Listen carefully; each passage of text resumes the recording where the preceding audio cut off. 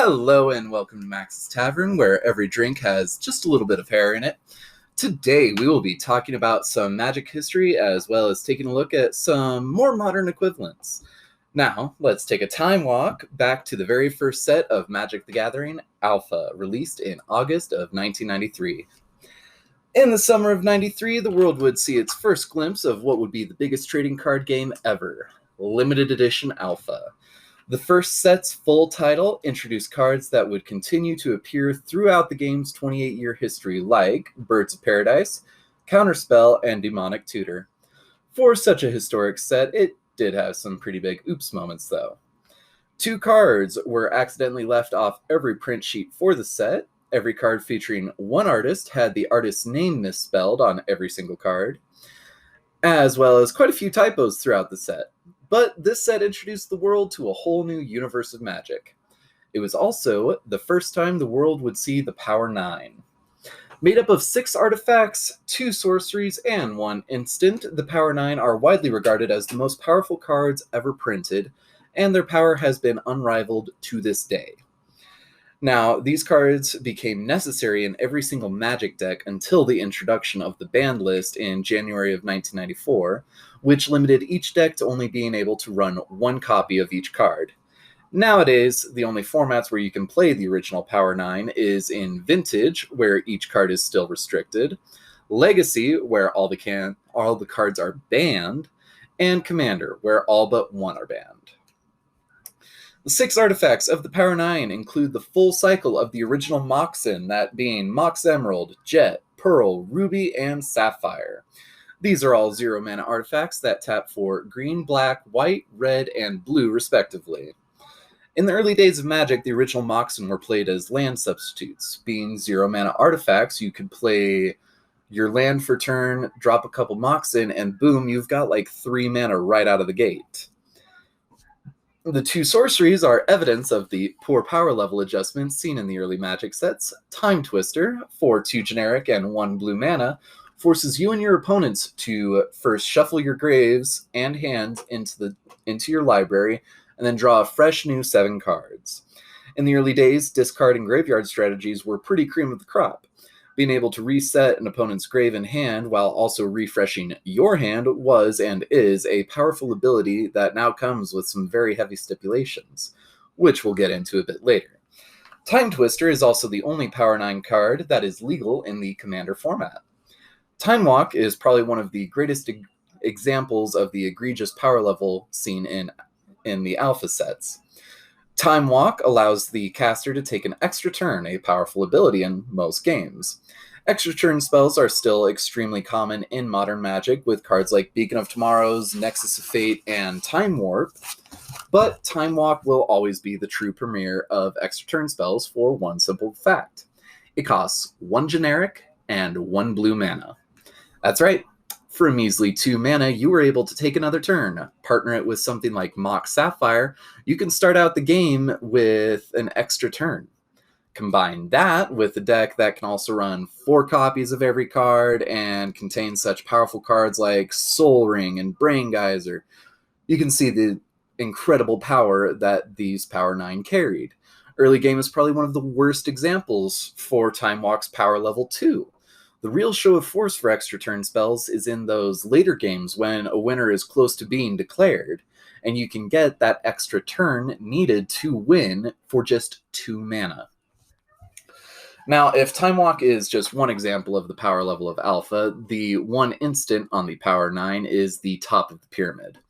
In all of Magic's history, card advantage has always been a deciding factor in a game. Look at Time Twister. Now, no card has ever given card advantage quite like Ancestral Recall.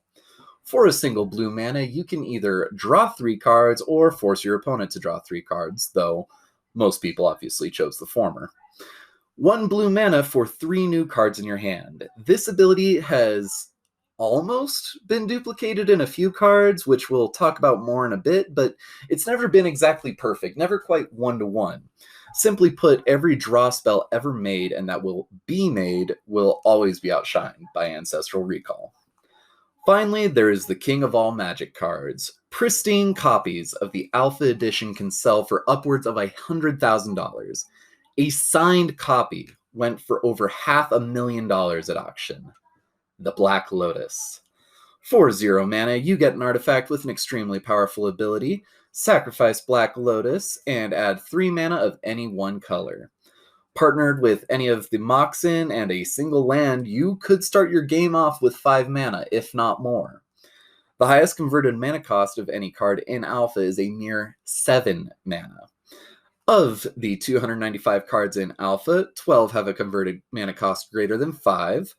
Of the remaining 283, 19 are land cards and 51 are colorless artifacts. Multicolored cards are a long way off from becoming a thing too, so you only need one color to cast 213 cards. And that one color, 213, all that is possible off of just 3 cards. Now, the Power 9 is historic in Magic the Gathering for its power level. They will never be matched again, and none of the cards will ever see a reprint in the foreseeable future due to Wizards of the Coast's reserved list policy. The Power 9 and Magic the Gathering are the most expensive, non-specialty cards in the game, each fetching thousands of dollars on their own at their very cheapest. The fact that they will never be truly matched has gotten many players into debating what a modern Power 9 could be. I personally have given some of this some thought too, and have come up with a few different lists. From here on out, we'll be talking about some of the different options, specifically in the lens of the Commander format, because it has the biggest card pool, and it's the best format. Let's talk about some criteria for the Power 9 before getting into the list, though. Now, the Power 9 must follow the specifications of 6 artifacts and 3 non-permanent spells, at least to me. I mean, you gotta kind of limit yourself, you know? Each entry for a Commander Power 9 should do something identical to the original list, i.e. take an extra turn, create mana, draw cards, reset hands and graves. So to fit this list, something like Arcanus the Omnipotent, a creature that can tap and have you draw 3 cards, would not count. The cards can be any color, however, and we will be looking at various price points so that people of any budget can have their own sets of power. Also, as an aside, I will only be mentioning Time Twister in one list. Since it is Commander legal, it's an auto-include. It's the best Time Twister card. No other card is going to do Time Twister quite like Time Twister. Now, onto those lists. For the most budget-friendly option, other than proxies, let's start talking about the Diamond Cycle of cards. Now, the Diamond Cycle is a set of 5 artifacts named a bunch of different ways. There's Charcoal Diamond, Fire Diamond, Sky Diamond, Moss Diamond, and I don't remember the 5th one. All of these cost 2 mana and enter the battlefield tap.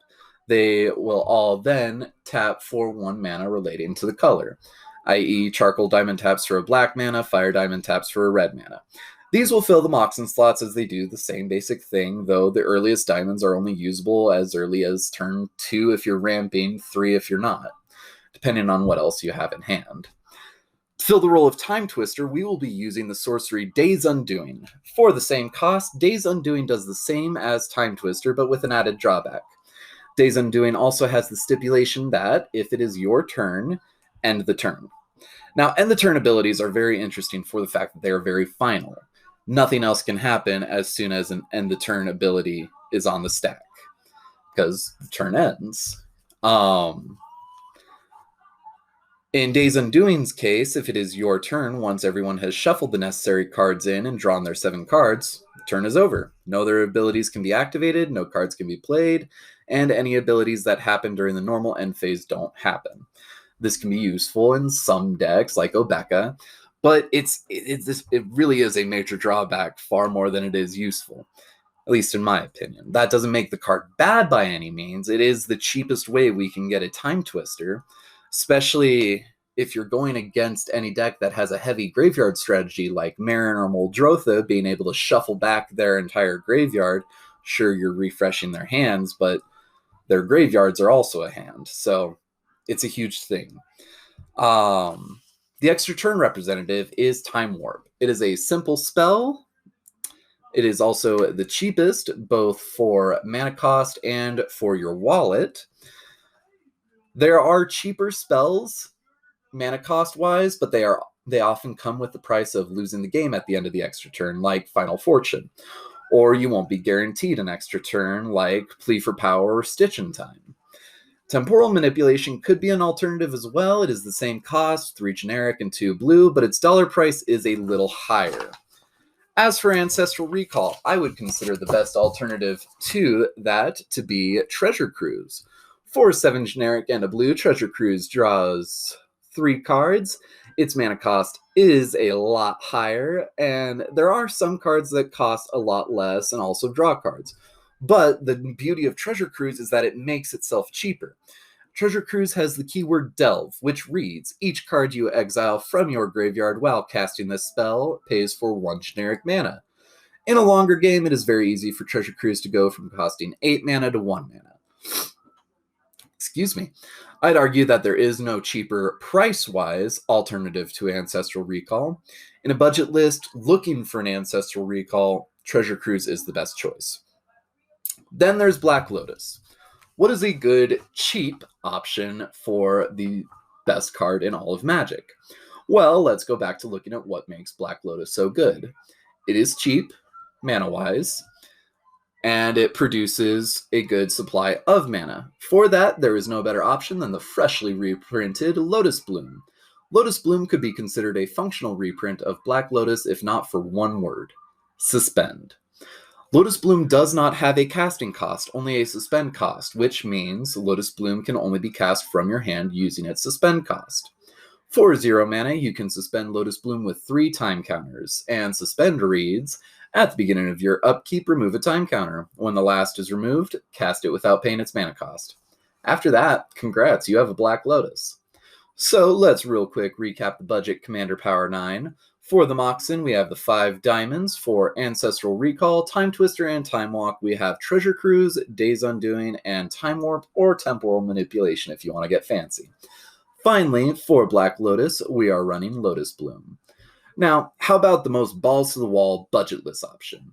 Since 1993, there have been countless new Moxen, mana rocks, extra turn spells, and draw options. So what would be the most one-to-one option for a Commander Power 9?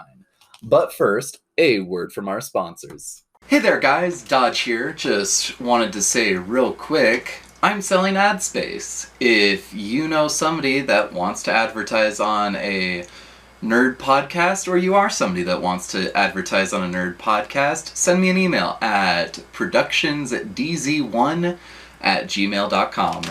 Once again, that email is productionsdz1@gmail.com. Look forward to hearing from you. And we're back. Welcome back to Max's Tavern. We're talking about the Commander Power 9. Let's start with the Moxen again. The benefit for the original Moxen is that they are very easy mana for ridiculously cheap. Drawback to the original Moxen is that they only tap for 1 mana each. Now, let's look at some modern day Moxen. First, again, we gotta have those 5 Moxen, and what definitely makes the list no matter what is Mox Diamond. For 0 mana and discarding a land card, you get an artifact that can tap for 1 mana of any color. Mox Diamond is the second best mana rock of all time. It is. I will fight people about that one. There is no better rock, plain and simple. The closest another card comes to being eligible for the list is the number 2 choice, Mox Opal. Mox Opal is a legendary 0 mana artifact that can also tap for 1 mana of any color. Opal's drawback, however, is that you need 2 other artifacts for it to be able to start being used. Still an insanely powerful card, especially in Commander, where artifacts will be all over the battlefield. I mean, every other Commander game starts off with Soul Ring and Arcane Signet, so boom, Mox Opal, third one. My third pick for the Moxen list would be Mox Amber, the second newest Mox. Mox Amber will tap for 1 mana of any color in a legendary permanent's color identity. Now, I did write legendary permanent, but it is false. It is legendary planeswalker or legendary creatures color identity. If you have your commander out, Mox Amber becomes better than Mox Diamond. But with no legendary permanents, then Mox Amber is just some pretty art. My fourth Commander Legal Moxen would be Chrome Mox. When Chrome Mox enters the battlefield, you may exile a non-land card from your hand, then Chrome Mox can tap for 1 mana in that card's color identity. I honestly thought I'd rank Chrome Mox higher, but if you don't have many multicolored cards in your hand, then it's not really that great. I mean, it's still basically a free mana, but it's still not the best. Now, there's one more position for mana rocks, and it is a tie to me between two options. First, there is Mana Crypt. For Mana Crypt, for 0 mana, Mana Crypt can tap to add 2 colorless mana. At the beginning of your upkeep, flip a coin. If you lose the flip, take 3 damage. With 40 life, an early Mana Crypt is very powerful, and for 0 mana, it is very hard to turn down. The next option is another Mox Tantalite. Mox Tantalite does not have a normal casting cost. It's a lot like Lotus Bloom with Suspend. After 3 turns, you'll have a 0-cost artifact that can tap for 1 mana of any color. The major drawback is that 3-turn suspension, which means you won't see that mana source for an entire 3 turns. If you open it, great. If not, in the later game and you're really starving for mana, Mox Tantalite hurts to see. When it comes to the most balls to the wall Commander Power 9, though, I did decide to give the edge to Mana Crypt. Just in every regard, I think it's better than Mox Tantalite. It's always going to be useful, and it's going to be useful right when you cast it. Obviously, my choice for Time Twister is Time Twister. It's obvious. It's the only actual Power 9 that can be played in Commander. It has to be the peak choice. For Time Walk, I have another 2 options. On the one hand, what makes Time Walk so good is its powerful ability, taking an extra turn. On the other hand, it is a cheap extra turn spell. First, and my least favorite choice for this list is Expropriate. For 7 generic and 2 blue mana, it is far from cheap, but it also is incredibly powerful. In a 4-player pod, Expropriate guarantees 1 extra turn, as well as gives you control over 3 of your opponent's permanents. Each player makes a vote for time or money, starting with you. Each vote for time gets you an extra turn. For each player who voted for money, you choose a permanent they control and take control over it. It is a terrifyingly powerful spell that has the capability of ending a game immediately, and it is a personal favorite of mine. It's great. It's a powerful spell. But I think the real draw for Time Walk in the Power 9 is how cheap it is for an extra turn spell. My personal choice actually costs 11 mana, however. Temporal Trespass is another simple spell. For 8 generic and 3 blue mana, take an extra turn after this one and exile Temporal Trespass. Much like another spell we talked about, though, it has the power ability of Delve. Each card you exile when you cast this spell pays for 1 generic mana. Like Treasure Cruise, Temporal Trespass can quickly become a 3 mana extra turn spell, which is the closest we get without losing the game to Time Walk. While a blue and a generic is infinitely better than 3 blue mana, 3 blue is far better than 3 generic and 2 blue. For this, to me, Temporal Trespass edges out Expropriate for the Commander Power 9 slot. Now, when it comes to Ancestral Recall, I think an argument could be made for Treasure Cruise being in this slot. Delve is a great ability, obviously. It just appeared on Temporal Trespass. However, I prefer one other mechanic that guarantees a low mana cost. We've talked a lot about Suspend, and I think it is our best choice for an Ancestral Recall. Ancestral Visions is a blue spell with blue and Suspend 4. The Suspend cost is 1 turn longer than Mox Tantalites or Lotus Blooms, but I think this is honestly negligible. 4 turns to wait for a 1 mana draw 3 is still very powerful. It will also always be 1 mana, whereas Treasure Cruise could be anywhere between 8 and 1 mana. In the right deck, Suspend counters can also be completely ignored.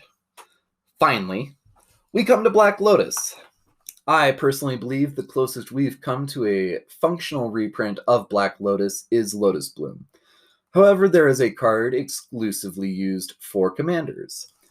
Jeweled Lotus is an almost carbon copy of Black Lotus. The only exception is that Jeweled Lotus's mana can only be used to cast your commander. It cannot even be used to activate abilities of your commander. But that's it too. That's its only drawback. Jeweled Lotus is one of my personal favorite cards of the last few years because of its power. Take a monocolored deck like Heliod Suncrowned. With Jeweled Lotus in your hand, in your opening hand, you can start the game with Heliod on the battlefield. It works for a four mana single or two colored commander too, like Marin of Clan Nel Toth.